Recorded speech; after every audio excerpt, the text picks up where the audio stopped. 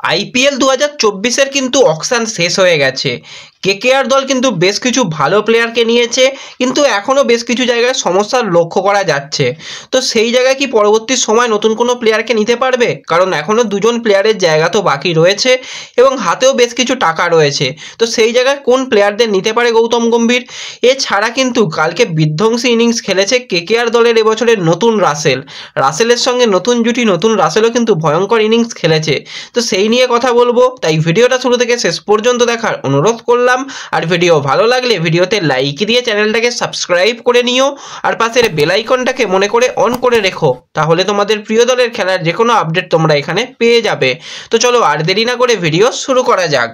অকশানে KKR দল কিন্তু 32 কোটি টাকা নিয়ে নেমেছিল এবং তারা যেরকম 12 জন প্লেয়ারকে ছেড়ে দিয়েছিল, সেই জায়গায় কিন্তু তারা 10 জন প্লেয়ারকে অকশান থেকে তুলেছে। তোলার পরও কিন্তু তাদের হাতে রয়েছে 1.35 কোটি টাকা। তো এখনও কিন্তু দুজন প্লেয়ারকে কেকেআর দল নিতে পারবে, সেই জায়গায় প্লেয়ার নেয়নি। কেন প্লেয়ার নেয়নি সেটা পরে কথা বলছি। তো কেকেআর দল যে প্লেয়ারদের নিয়েছে সেখানে কিন্তু আমরা যদি উইকেট কিপারের দিকে তাকাই, KS Bharat Indian wicket keeper নিয়েছে, আর একজন বিদেশি উইকেট কিপার তোমরা সকলেই জানো গুরবাজ রয়েছে। তো এই জায়গায় কিন্তু আরও একজন ভালো বিধ্বংসী প্লেয়ারকে নিতে পারতো কেকেআর, সেই জায়গায় কিন্তু প্লেয়ার নেয়নি। এছাড়া কেকেআরের যদি আমরা ব্যাটিংয়ের দিকে তাকাই, ব্যাটিংয়ে কিন্তু মনীষ পান্ডেকে নিয়ে আসা হয়েছে, একজন এক্সপিরিয়েন্স প্লেয়ার, এর আগে কেকেআরে খেলেছে এবং ভালো প্লেয়ার, তাকে কিন্তু কেকেআর দল ফিরিয়ে এনেছে। এবং আরও একজন কিন্তু বিধ্বংসী ব্যাটসম্যান রাদারফোর্ডকে নিয়ে এসেছে, আর এই রাদারফোর্ড কিন্তু কালকে ওয়েস্ট ইন্ডিজের হয়ে খুব ভালো সেখানে ব্যাটিং করেছে। তো কালকে ওয়েস্ট ইন্ডিজ তো একদম ব্যাটিংয়ে জালোয়া দেখিয়ে দিয়েছিল, 267 রান, ভয়ঙ্কর কিন্তু তারা রান করেছে। ফিল সল্ট যেই প্লেয়ারকে কিন্তু আইপিএলের কোনো দলই নিল না, সে কিন্তু 119 রানের একটা বিধ্বংসী ইনিংস খেলেছে এবং সেখানে কিন্তু রাসেল বল হাতে ভালোই বল করেছে, 3 ওভার বল করে 37 রান দিয়ে একটা উইকেট নিয়েছে। কালকে যেরকম মাঠের অবস্থা ছিল প্রচুর রান করেছে কিন্তু ইংল্যান্ড দল।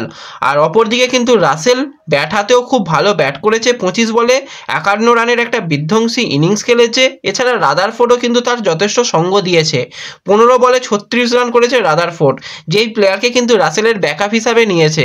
তো ব্যাকআপ প্লেয়ারও ভালো খেলছে, রাসেলও ভালো খেলছে, এটা কিন্তু কেকেআর দলের জন্য যথেষ্ট ভালো। প্লেয়াররা যত ফর্মে থাকবে ততই ভালো। কালকে রিঙ্কু সিং, সেও কিন্তু আমাদের জাতীয় দল ইন্ডিয়া টিমের হয়ে ওডিআইয়ে ডেবিউ করে ফেললো এবং কালকে রিঙ্কু সিং আবার উইকেট পেয়েছে। তো দুর্দান্ত কিন্তু কেকেআর দল এই মুহূর্তে রয়েছে এবং এই দল কিন্তু যথেষ্ট ভয়ঙ্কর দল হয়েছে। কিন্তু তবু যদি আমরা একটুখানি বিদেশি প্লেয়ারদের দিকে তাকাই, সেখানে অনেকেই পছন্দ করছে না যে মুজিবকে নেওয়ার ব্যাপারটা। তো মুজিবকে নেওয়া হয়েছে মূলত নারিনের ব্যাকআপ হিসাবে, কারণ নারিন বেশ কিছু ম্যাচে চোট পেয়ে গেলে সমস্যা হয়, সেক্ষেত্রে স্পিন বোলারটা সামলাতে পারবে সেখানে মুজিব। আর মুজিব কিন্তু প্লেয়ার হিসাবেও খুব ভালো প্লেয়ার, কিন্তু যে প্লেয়ার সবথেকে বড় ইতিহাস করে দিয়েছে সেটা হচ্ছে মিচেল স্টার্ক। 24.75 কোটি টাকা সে পেয়েছে। তো মিচেল স্টার্ককে নেওয়ার কারণ কি সেটা কিন্তু শেষে জানিয়ে গেল গৌতম গম্ভীর। সেক্ষেত্রে গৌতম গম্ভীর বলেছে আমাদের এরকম একজন ভালো বোলারকে নেওয়ার দরকার ছিল, একটাই কারণ আমাদের ইডেনে যেরকম মাঠ থাকবে সেই মাঠে কিন্তু এরকম একজন বোলার খুবই ভালো হবে আমাদের দলের জন্য। এবং আমাদের দলে ইয়াংস্টার কিছু প্লেয়ার রয়েছে, হার্ষিদ রানা, ভৈভব আরোরা, এদেরকে কিন্তু দেখতে গেলে এরা খুবই ইয়াং প্লেয়ার এবং এদেরকে লিডারশিপ দেওয়ার মতন মিচেল স্টার্কের মতন প্লেয়ারের সঙ্গে এরা থাকলে এরা কিন্তু পরবর্তী সময় আমাদের ফিউচার হয়ে উঠবে। তো সেক্ষেত্রেই এরকম একজন বিধ্বংসী বোলারকে আমরা নিয়েছি।